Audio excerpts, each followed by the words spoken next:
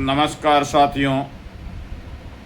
अब देश में बिगुल बज चुका है भ्रष्ट नेताओं और भ्रष्ट अधिकारियों को भगाने का।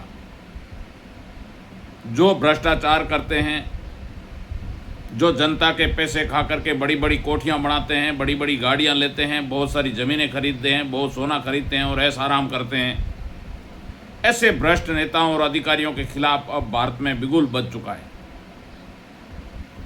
इसकी शुरुआत हुई बिहार से।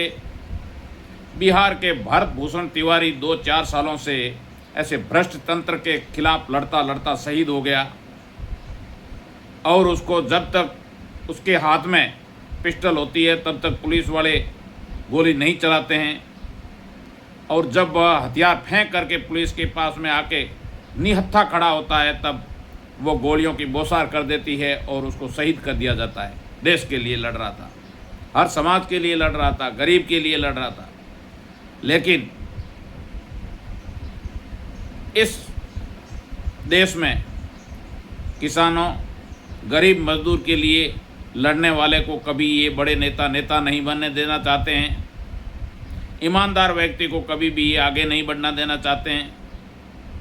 ईमानदार चाहे वह किसी डिपार्टमेंट में हो, कहीं अधिकारी हो, तो वो वहीं का वहीं रह जाता है, क्योंकि भड़ुओं की फौज सब जगह इकट्ठी होती है। भड़वे हमेशा आगे बढ़ते हैं क्योंकि वो नीचता पे उतरते हैं, वो भ्रष्टाचार करते हैं, वो लोगों का हक खा जाते हैं, और ईमानदार उसी जगह का जगह रह जाता है। पहले देश को बहुत शक्तियों ने लूटा, मुगलों ने लूटा, अंग्रेज़ों ने लूटा, और अब ये काले अंग्रेज भारत के लूट रहे हैं। जो भ्रष्ट नेता और भ्रष्ट अधिकारी है उनको ही मैं काले अंग्रेज कह रहा हूँ, और ये ऐसे काले अंग्रेज इस देश को ले डूबेंगे। अब लोगों को समझ में आ गया है कि कौन नेता सही है और कौन गलत है। जनता बहुत उब चुकी है, जनता परेशान हो चुकी है। उधर बिहार में बहुत दिनों से बहुत दंगल चल रहा है, पुलिस की गाड़ियां जलाई जा रही है, पुलिस वालों को पीटा जा रहा है, क्योंकि एक निर्दोष जो देशभक्त व्यक्ति था उसको गोलियों की बौछार करके शहीद कर दिया गया बिहार पुलिस द्वारा। किसके आदेश पर किया, किसके इशारे पर किया?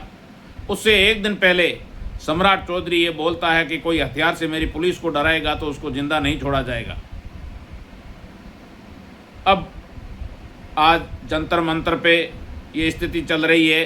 कांग्रेस के बहुत युवा नेता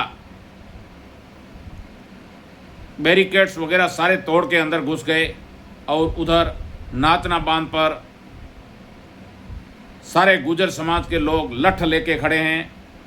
तो अब नेताओं तुम सुधर जाओ, नहीं तो तुम्हारे नेपाल वाले हाल होने वाले हैं। नहीं तो ये अपने घर भरने, ये गरीबों की जेब काटनी, गरीबों को परेशान करना। आप लोग समझते हो कि कुछ समझदार लोग, हमारे जैसे लोग भी यदि सरकारी कार्यालयों में जाते हैं तो कोई जवाब नहीं मिलता है, तो एक गरीब मजदूर, किसान और ना समझ जो व्यक्ति है उसको ये अधिकारी अंदर तक नहीं घुसने देते हैं, ये कर्मचारी अंदर तक नहीं घुसने देते हैं। और यदि कुछ जवाब सवाल कर लिया जाता है तो उसको धक्का मार के भगा दिया जाता है या झूठे मुकदमे में फंसा दिया जाता है। आज ये तानाशाही चल रही। अब समय के साथ वो अंग्रेज़ों का जो भारतीय कानून है उसको बदलने की ज़रूरत है।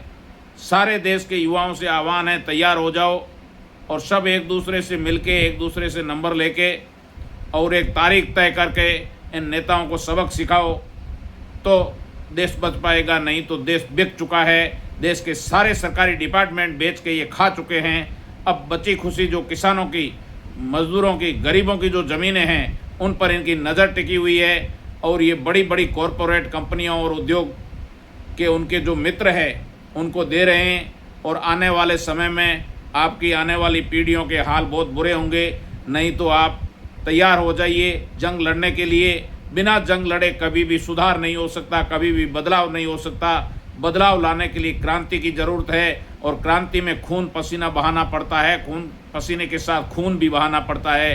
तो हम लोग सब तैयार हैं, और आने वाले समय में इन भ्रष्ट नेताओं और भ्रष्ट अधिकारियों को ज़रूर सबक सिखाएंगे। जय हिंद, जय भारत।